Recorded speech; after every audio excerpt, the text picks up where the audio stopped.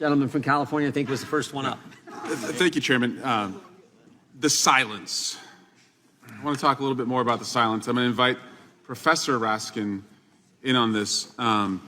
Professor, we have alleged that this legislation, which would further deport kids with cancer who are American citizens, that would deport and exile American citizens, that would allow the firing of veterans who work at the Department of Justice, that would allow the hiring of January 6th rioters at the Department of Justice. We've alleged that that is cruel and incompetent.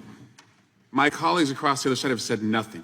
We've given them multiple opportunities to defend it. Now,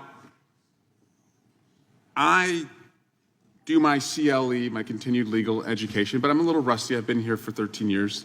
You're not rusty.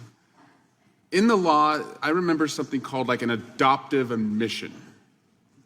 So if I say to the other side, what you're doing is cruel, what you're doing is incompetent, and it's just like zip, heads down, kind of like what my kids do when you catch them with their hand in the cookie jar and they don't want to talk about it. What is an adoptive admission? What does it mean that they're being so silent? And what could you conclude in the law that they've been accused of being cruel and incompetent and deporting kids with cancer who are citizens, and they say nothing? What's an adoptive admission? Well, an adoptive or a constructive admission, as it's sometimes called, means in certain contexts that you can construe someone's silence as agreement with a particular proposition. In criminal court, of course, you can't do that. If someone chooses not to testify in criminal court, the privilege against self-incrimination under the Fifth Amendment means that the prosecutors can't get up and say, I'm going to challenge you, though, Professor. Now, say somebody's accused of murdering their wife, and it's not in court, and it's, proceedings have not happened yet, they're a suspect, and you say very publicly to that person, you murdered your wife, and you say it in front of like 10 people, and they just put their head down. Doesn't the law say that an ordinary, innocent person in that environment, not in court, would defend themselves and say, no, I didn't do that? Absolutely. And in fact, in civil court, a refusal to testify can be used against you, and your silence can be constructively ascribed to your agreement with the proposition. Okay, let me try it one more time. Your bill will deport more kids who are American citizens with cancer.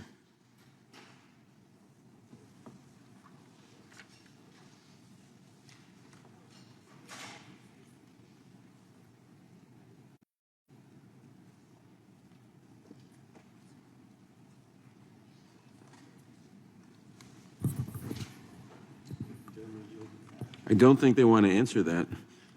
The silence is deafening. Would the It tells gentleman us yield? everything we need. Would the gentleman yield? Yes. Let's do it a different way. How about this? Raise your hand if you do not think children with cancer who are American citizens should be deported. If you do not think. Looks like it's all the Democrats and none of the Republicans. Now, Mr. Swalwell, if I could just continue and ask a question, because you raise an interesting point on the sort of adoptive or constructive admission, especially the distinction between a criminal investigation and a civil investigation. So if a president orders the Department of Justice to criminally investigate his former administration officials because they spoke out against him, does that mean in a criminal context that if they are asked a question and they remain silent, that it can or cannot be used against them? In a criminal context, it cannot be used against them. I see. Okay. So they really benefit, I guess, from being under criminal investigation for speaking out against the president, dissenting, as they say.